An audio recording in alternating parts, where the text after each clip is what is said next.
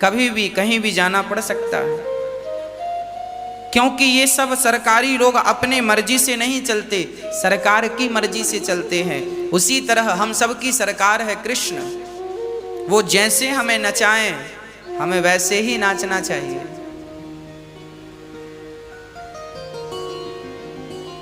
भगवान की भक्ति यही तो प्रेम है।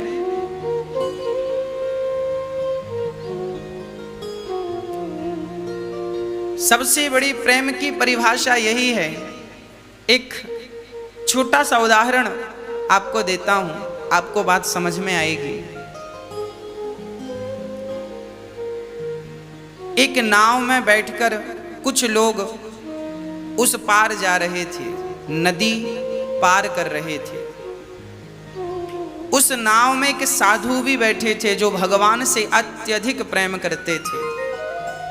अचानक जब नाव नदी के बीच में पहुंची तो नाव में पानी भरने लगा। नीचे से पता नहीं क्या हुआ, छेद सा हो गया और पानी भरने लगा।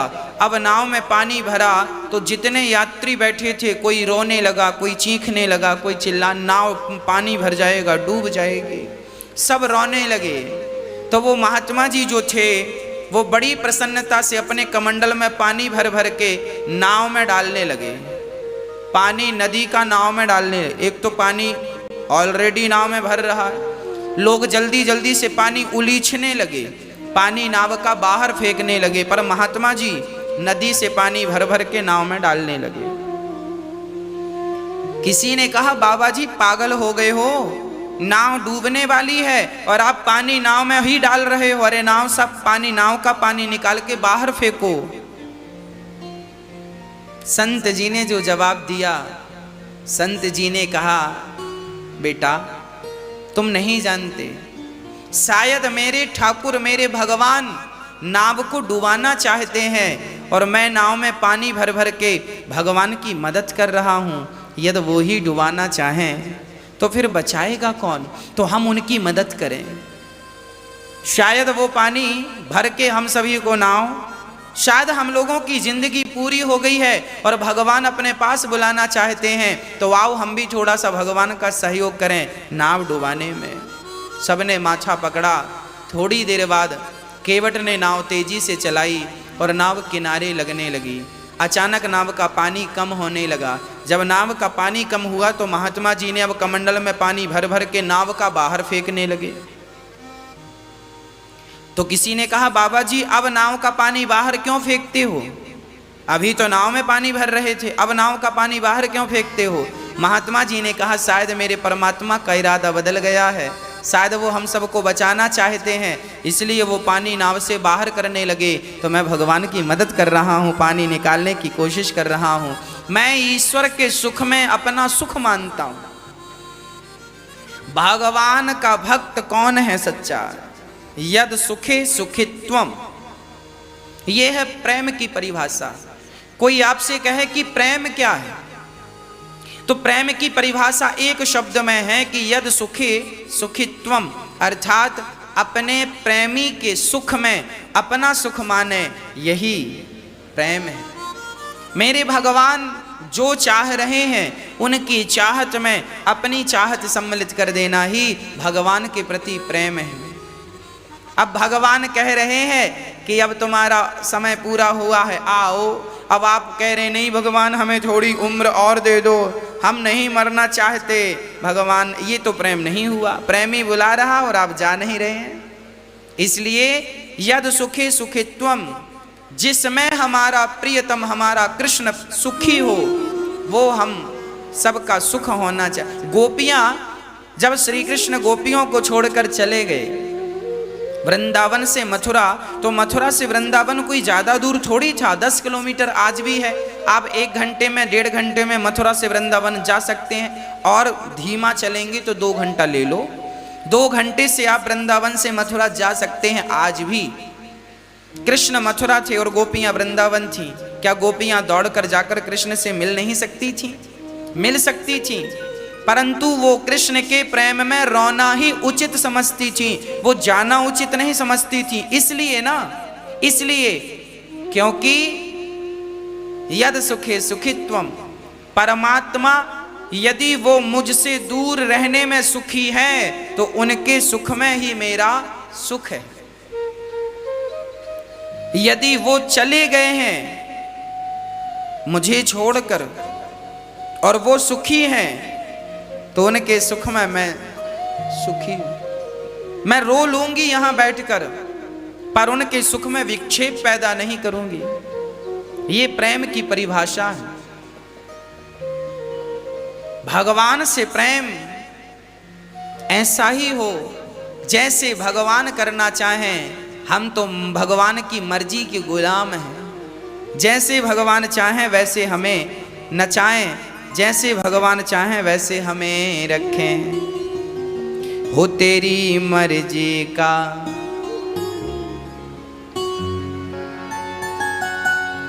है ना, हम अपनी मर्जी से ना करें कुछ भी, हम सदा भगवान की मर्जी से चलें। हो तेरी भगवान अद्भुत महिमा है ठाकुर की। जन्माद्यस्य यतोऽन्वयादि तरतश्चार्थे सुभिज्ञः स्वराट्। जिस परमात्मा की हम कथा सुनने जा रहे हैं वो भगवान कैसे हैं। जन्माद्यस्य यतः, जन्म आदि यस्य जन्माद्यस्य। जिस परमात्मा ने ये दुनिया बनाई है उस परमात्मा को प्रणाम। जो परमात्मा ये सृष्टि चला रहा है उस परमात्मा को प्रणाम। जो संहार करने वाले हैं उस परमात्मा को प्रणाम। वो भगवान कैसा है, बोले सत्यम परम धीमहि, वो सत्य स्वरूप है। धर्म क्या है, सर्वधर्मान परित्यज्य धर्मः प्रोज्झित कई तवोत्र परमो निर्मत्सराणाम सताम वेद्यम वास्तवमत्र वस्तु शिवदम तापत्र योन्मूलनम। धर्म की परिभाषा क्या है। यदि कोई आपसे कहे कि बताओ धर्म क्या है, धर्म का स्वरूप क्या है, तो हम आपसे यही कहेंगे कि गोस्वामी तुलसीदास जी से पूछा गया कि आप बताइए धर्म क्या है। तो गोस्वामी जी ने कहा मनुष्य मात्र के अंदर यदि जीव मात्र के प्रति प्रेम जाग जाए, जीव मात्र के प्रति प्रेम हो, जीव मात्र की सेवा हो, यही है हमारा धर्म। परहित गोस्वामी जी चौपाई के माध्यम से समझा रहे हैं। परहित सरिस धर्म नहीं भाई, पर पीड़ा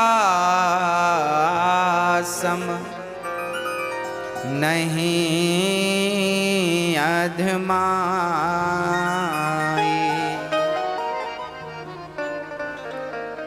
परहित,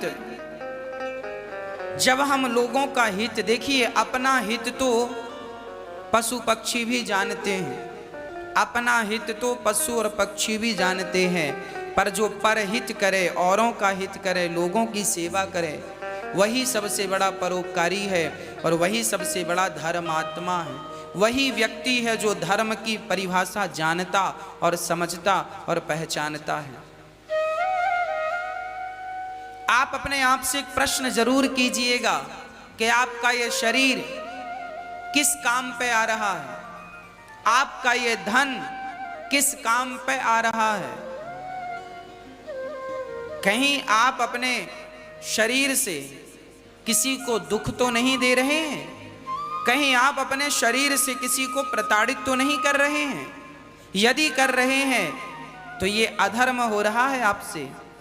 यदि ईश्वर ने आपको बुद्धिमान बनाया है तो आप बुद्धिमान बनकर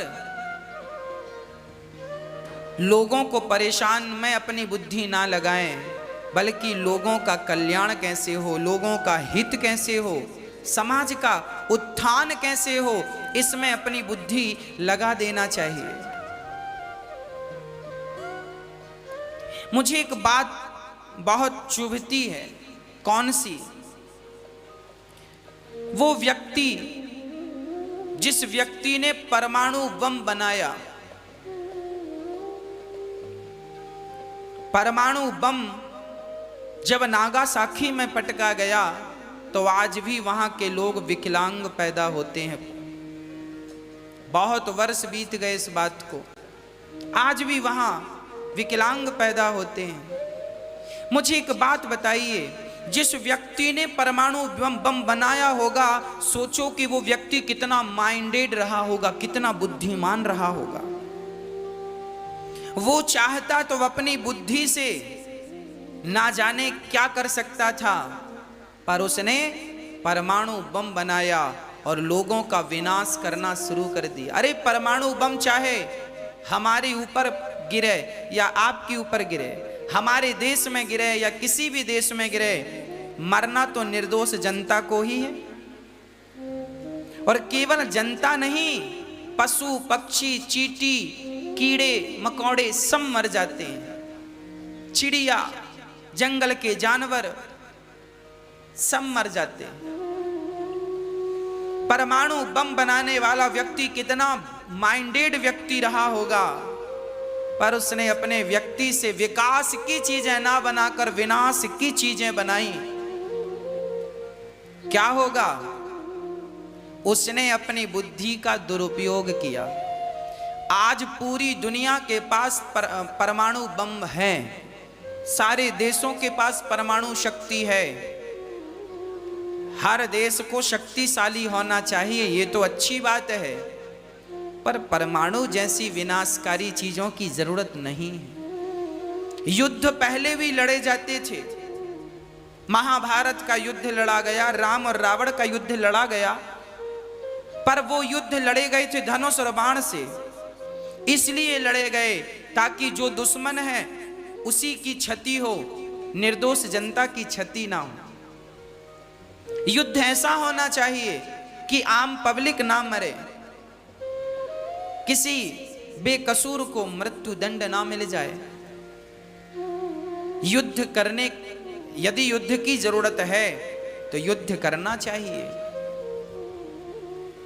परमाणु बम पटकने से दुश्मन तो मरेगा, आम जनता लाखों की संख्या में मर जाएगी।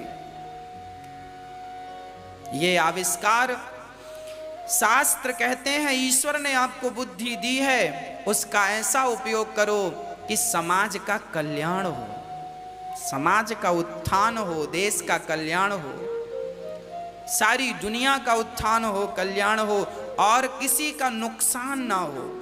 ऐसी चीजें हो जहां फायदा तो सबका हो बट नुकसान बिल्कुल ना हो। ऐसी चीजें यदि आप समाज को, संसार को देते हैं तो आप बुद्धिमान हैं। और आपने परमाणु जैसी शक्तियां दी तो आपकी बुद्धि, जितने लोग परमाणु से मरते जाएंगे उनका पाप आपके सिर पे लगता जाएगा। आप मर गए, परमाणु बम बनाने वाले लोग मर गए, परंतु जब जब उस परमाणु बम से लोग मरेंगे तो वो किसी भी योनि में रहेंगे, उनका पाप उनके माथे पे जाकर लगेगा।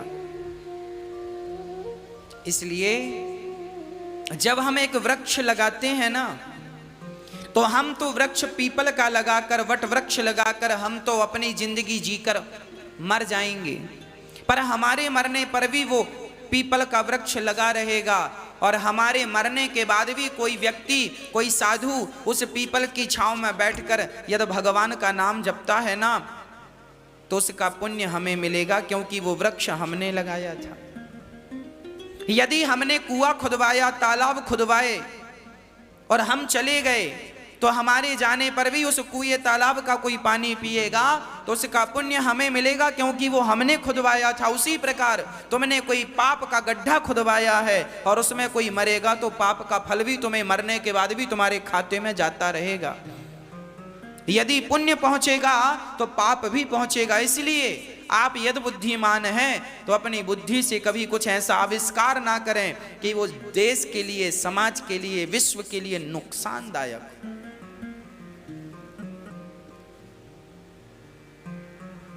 ऐसी चीजें बिल्कुल ना बनाएं। जैसा कि अभी चाइना के बारे में कहा जाता है कि चाइना बना रहा था कुछ और, पर बन गया कोरोना, और कोरोना जैसा वायरस पूरी दुनिया को रुला रहा है, निर्दोष लोग मारे जा रहे हैं। ये आविष्कार ही तो कर रहा था चाइना, विकास ही तो कर रहा था, तो विकास तो हुआ नहीं, विनाश स्टार्ट हो गया। कोरोना जैसी बीमारी ये परमात्मा की बनाई बीमारी नहीं है, ये किसी इंसान ने, चाइना जैसे देशों ने अपनी बुद्धि का प्रदर्शन करना चाहा, बनाना चाह रहे थे, कुछ बन गया, कुछ नुकसान हो रहा। कहने का तात्पर्य यह हुआ, आविष्कार, जितने आविष्कार की जरूरत है उतना तो कर लो, इतना आविष्कार ना कर लो कि वह आविष्कार विनाश का कारण बन जाए। इसलिए यदि ईश्वर ने बुद्धि दी है, विवेक दिया है, उसका उपयोग कीजिए। अच्छा, यदि भगवान ने सुंदर सा शरीर दिया है, बल दिया है, तो अपने शरीर से किसी की सेवा करके उसे प्रसन्न करो। ईश्वर ने धन दिया है, तो वो धन को धर्म से जोड़कर उस धन को पवित्र करो। आपसे प्रश्न मेरा, मनुष्य का धर्म क्या है? सेवा ही मनुष्य का धर्म है। आप किसी भी प्रकार से लोगों का, गोस्वामी जी लिख रहे हैं, परहित सरिस धर्म नहीं भाई, पर पीड़ा सम नहीं अधमाई।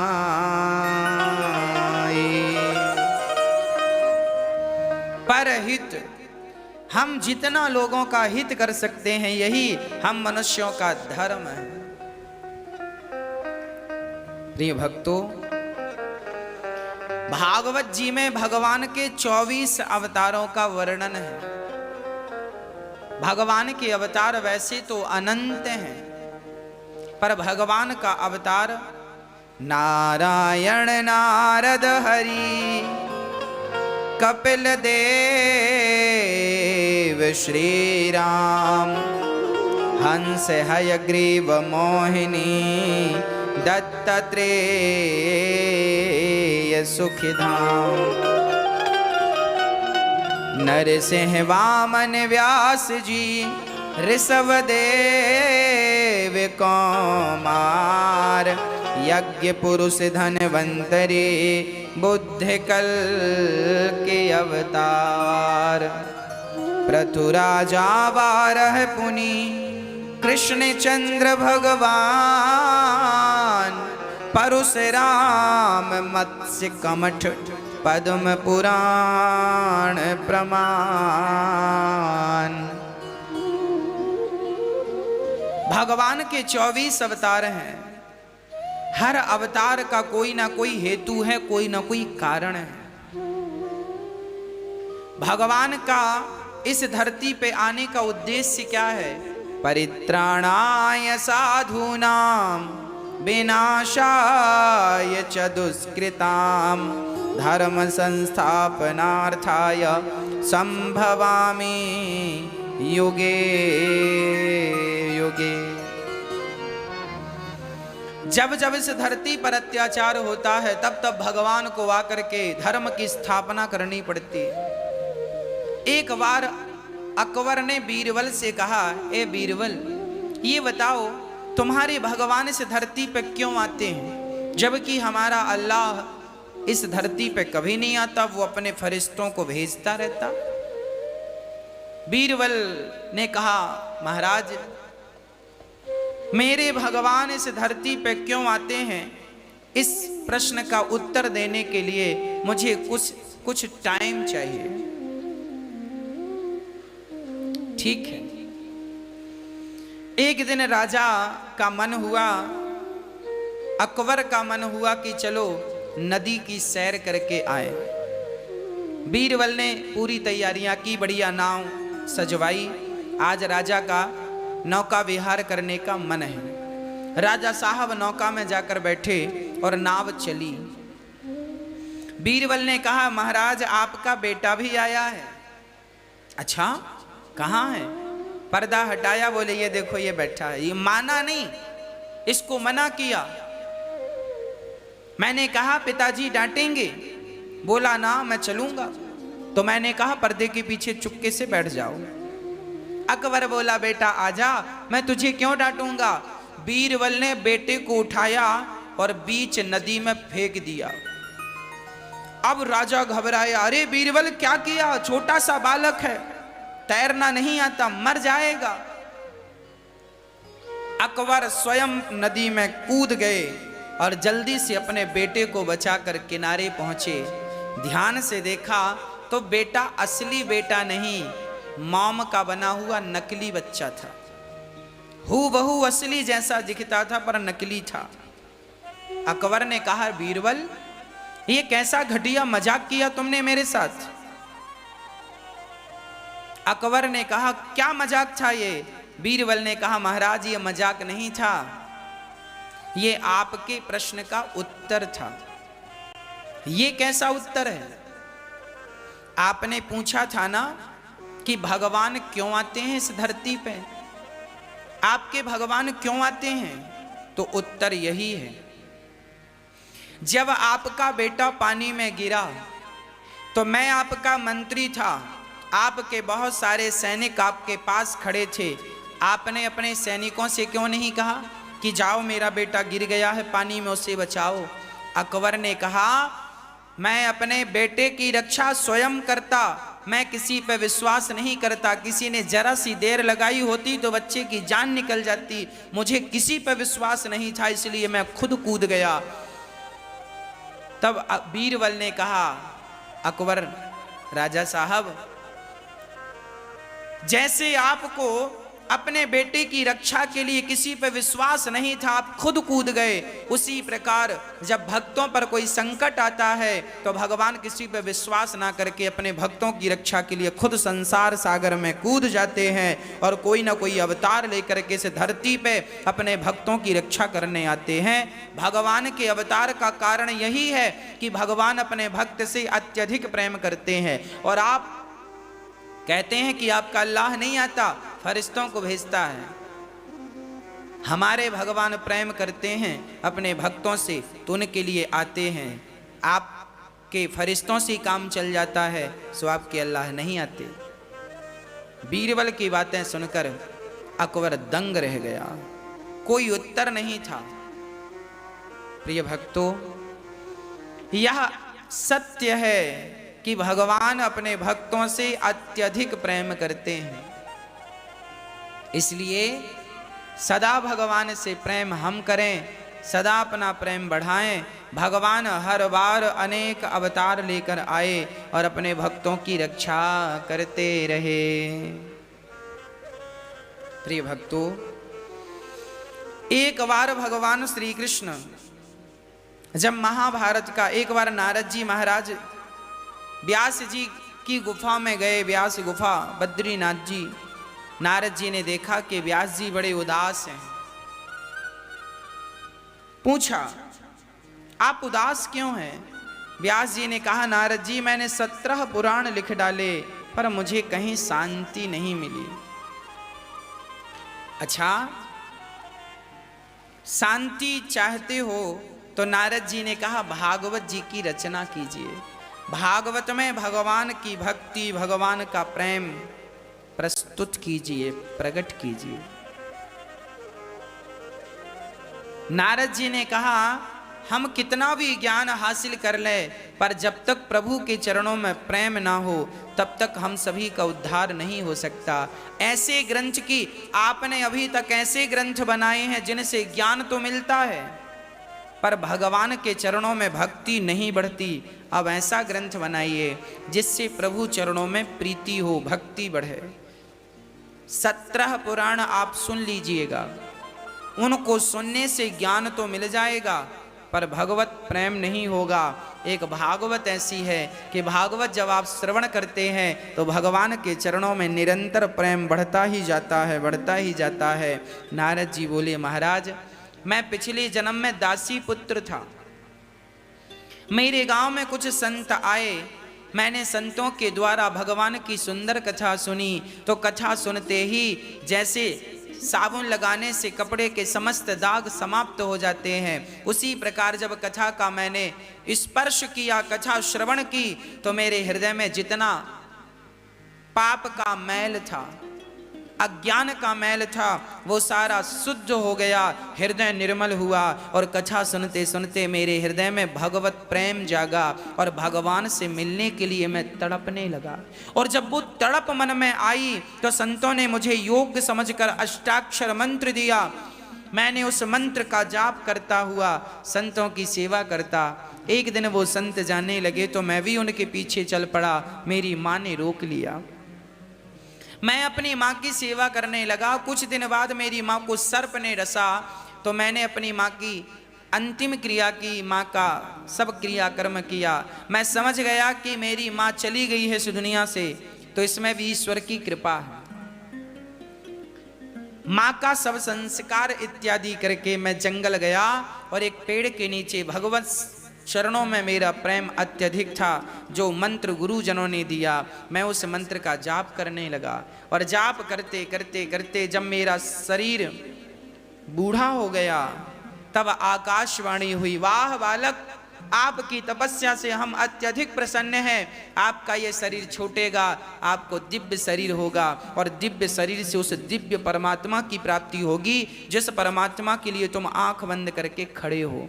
देखो, जो व्यक्ति बहुत अधिक भक्त होता है भगवान का, उस भक्त को भगवान मिलते तो हैं, पर इस शरीर से नहीं मिलते। ये शरीर छोड़कर ही जाना पड़ता है। फॉर एग्जाम्पल, जैसे कोई व्यक्ति कोरोना का मरीज है, हॉस्पिटल में भर्ती है, उससे मिलना होगा तो आपको पीवी किट पहन के जानी पड़ेगी। हाँ, आप ऐसे सामान्य शरीर से वहां नहीं जा सकते कोरोना के मरीज से मिलने के लिए। पूरा शरीर आपको ढक के जाना पड़ता है। एक किट होती है, उसको पहनना पड़ता, पॉलीथीन की होती है, पूरा शरीर ढकना पड़ता है, तब जाकर के आप कोरोना के मरीज से मिल सकते हैं। कहने का तात्पर्य यही है कि कोरोना के मरीज से मिलना हो तो आपका स्वरूप आपको बदलना पड़ता है, आपकी ड्रेसअप आपको बदलनी पड़ती है। उसी प्रकार जब परमात्मा से मिलना होगा तो ये पांच तत्विक भौतिक शरीर, ये जो सामान्य शरीर है, ये छोड़ करके उस दिव्य आत्मा से परमात्मा की प्राप्ति होती है। दिव्य परमात्मा को प्राप्त करना है तो आपकी दिव्य आत्मा ही परमात्मा को प्राप्त करती है, और वही भगवत प्राप्ति होती है। एक दिव्य शरीर परमात्मा आपको देते हैं, ये शरीर छूटता है, और एक दिव्य शरीर आपको ईश्वर देते हैं भगवान की तरफ से। जैसे ये वाला शरीर मिला है, ऐसे तपस्या के, भक्ति और प्रेम के बल पर ईश्वर हमें एक दिव्य शरीर, नारद जी को दिव्य शरीर मिला और वो भगवान के नित्य पार्षद बन गए। आज नारद जी का शरीर दिव्य शरीर है। पहले ये दासी पुत्र थे, भक्ति कर करके इन्होंने नारद जी का शरीर प्राप्त कर लिया।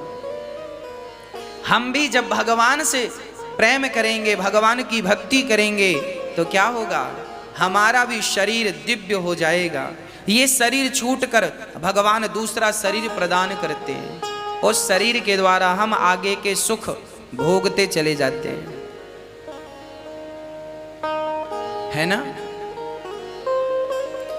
जब हम भगवान की प्राप्ति के लिए कदम, नारद जी ने कहा, देखो मैं दासी पुत्र था, आज ब्रह्मा पुत्र हो गया।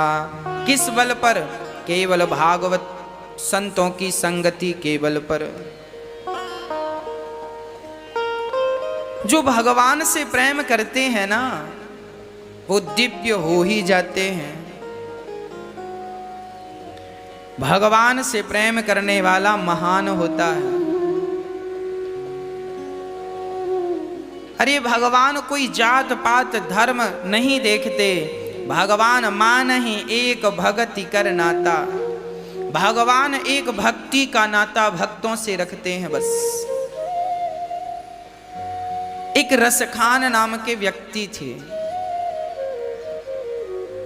वो सबसे एक ही सवाल करते थे, वो सबसे कहते थे बताओ कहाँ मिलेंगे श्याम।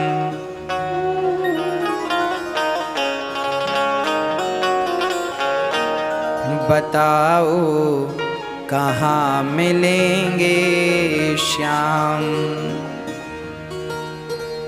बताओ कहाँ मिलेंगे श्याम। बताओ भगवान कहाँ मिलेंगे। एक समय की बात है, देखो भगवान कितने प्रेम करते हैं अपने भक्तों से। एक खान साहब थे, जात के मुसलमान थे।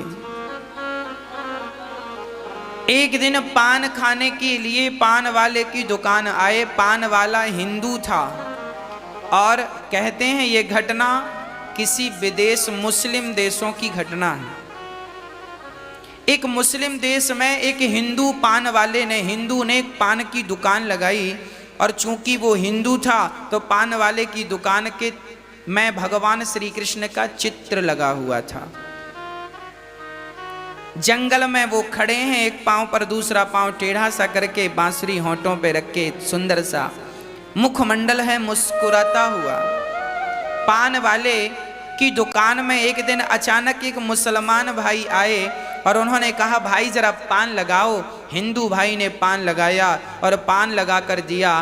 पान खाते समय खान साहब की नजर उस तस्वीर पर गई जो भगवान श्री कृष्ण का चित्र था। खान साहब ने कहा भाई ये बालक कौन है? तो हिंदू भाई ने कहा ये बालक यशोदा का बेटा है, इसका नाम है श्याम। अच्छा, श्याम सुंदर कहते हैं इसे? अच्छा। खान साहब ने कहा सुनो, ये जो तुम्हारा श्याम सुंदर है जरा इसकी अम्मी से कह देना, अर्थात इसकी माँ से कह देना कि जरा बच्चे को जूते चप्पल पहना कर रखा करे। देखो जंगल में खड़ा है, कहीं पाँव में कांटे लग गए तो हिंदू भाई ने यूं ही मजाक में कह दिया खान साहब इसकी अम्मी अर्थात इसकी माँ यशोदा शायद लापरवाह है, जूते चप्पल नहीं पहनाती, पर आपको बड़ा प्रेम है तो आप ही पहना दो। खान साहब को वो बालक बहुत अच्छा लगा। पहली बार उसने भगवान का चित्र देखा। अच्छा, भगवान की सूरत है ही ऐसी कि जो देखे वो भगवान पे मोहित हो जाता है। भगवान